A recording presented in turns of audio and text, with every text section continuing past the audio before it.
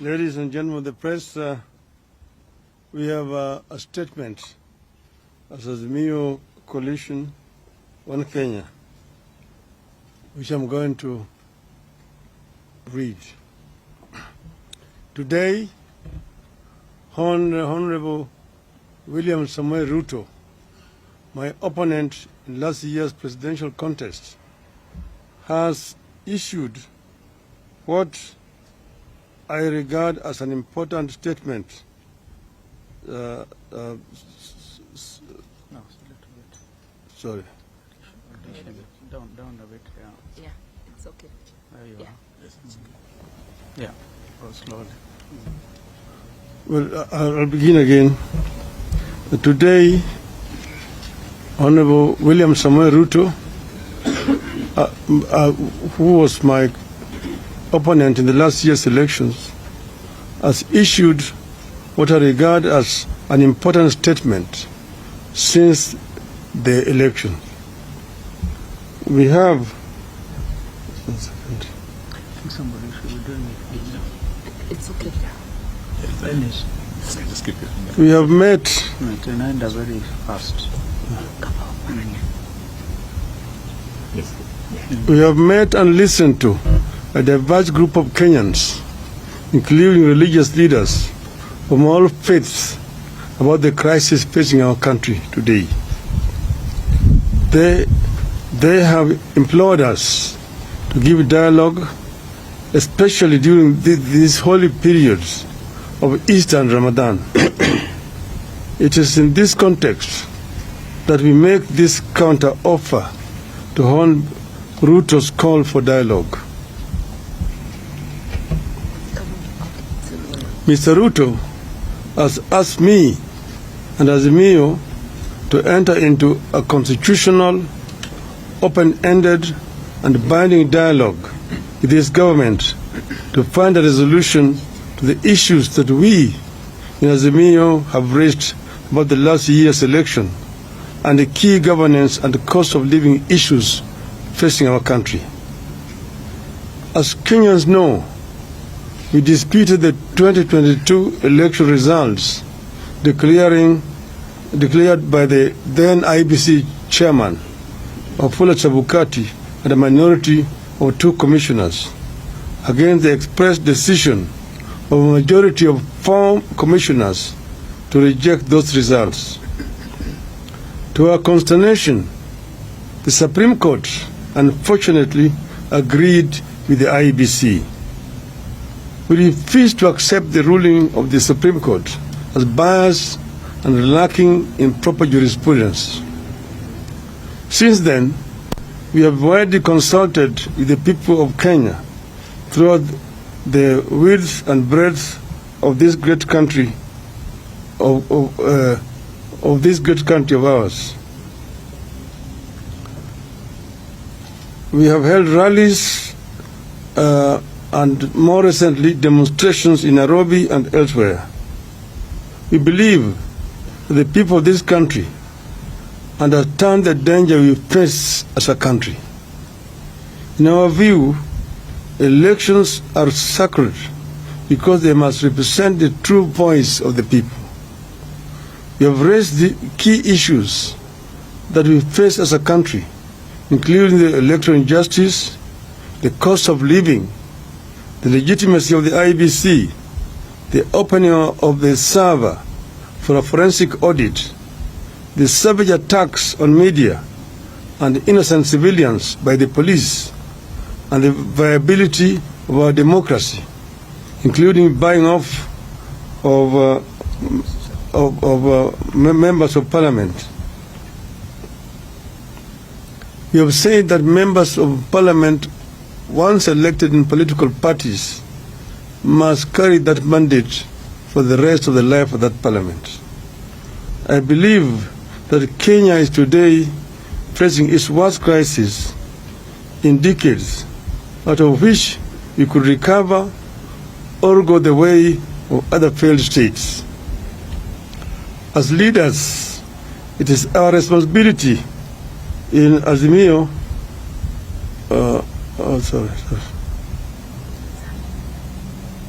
As leaders, it is our responsibility in Azimio la Umoja to save this country from the catastrophe. We as Azimio la Umoja have resolved the following. 1. We acknowledge Mr. Ruto's olive branch for a dialogue on key issues raised by Azimio la Umoja. To us, this is a positive development. 2. We agree that a balanced parliamentary process, co-chaired by both sides and backed by experts from outside, should proceed. In our view, this committee must be composed with immediate effect, with strict deadlines for resolving the crisis facing the country. 4. In accepting the call for the dialogue, we ask that all arrests and prosecutions related to our demonstrations be stopped with immediate effect. In view of the foregoing, we stand down our demonstrations for Monday, that is tomorrow, April 3rd, 2023. 6.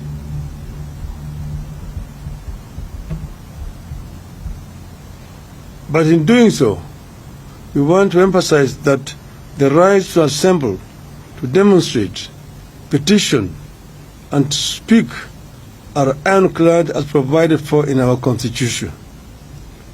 7. Therefore, we reserve our rights to call for demonstrations should this process not bear fruit.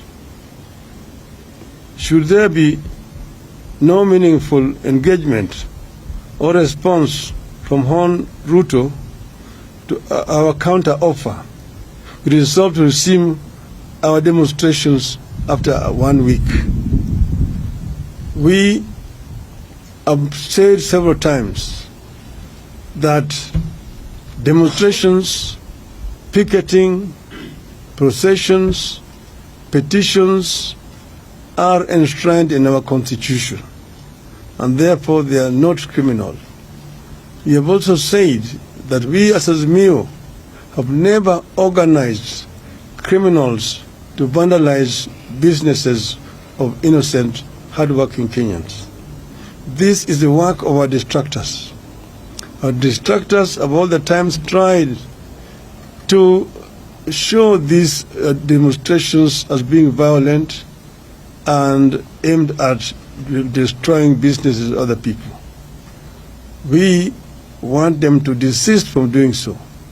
And we want to underscore the point that demonstrations are a fundamental right of each and every Kenyan. Therefore, we would like to see other organizations, particularly human rights organizations, stand out and condemn these heinous acts which have been committed by the state. There have also been excessive use of force by the police. Police officers are meant to keep law and order. But if you find a situation where police officers are using live bullets against unarmed civilians, it is of course basically a reckless police force which wants to cause life which they are supposed to protect.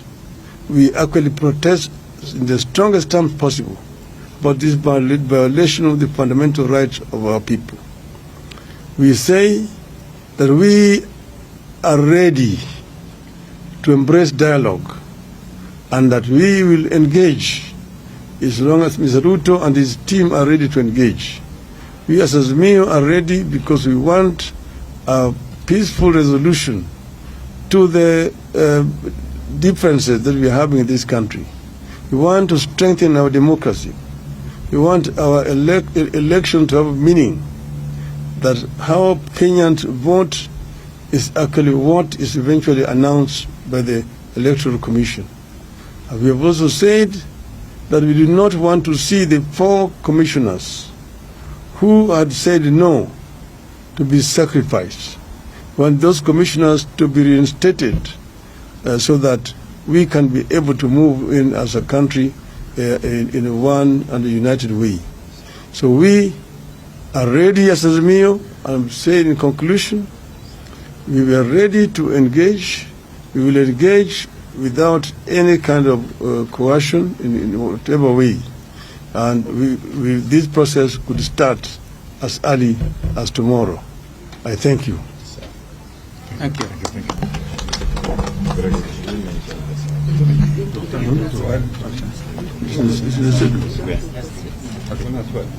Yeah. There's any question? No questions. They don't have. Fantastic. Do you have any questions? Yes. No, they don't. They don't have. My name is Brian Mushiri from NTV. What is your position on the cost of living? Because there are some who engaged in the weekly protest because of the high cost of living that the country is currently experiencing. That is contained in the statement. You have stated clearly as one of our irreducible minimum demands. And you are saying that when we engage in a bipartisan manner, we will raise this issue of the cost of living so that we can be able to alleviate the suffering of our people. You have said that at times like this, we should go back to subsidies which are being applied by the former regime so that the cost of living can come down to the majority of our people. So that is it's not compromisable. It is one of our irreducible minimums. Thank you. Good. Thank you. Thank you very much. Well done.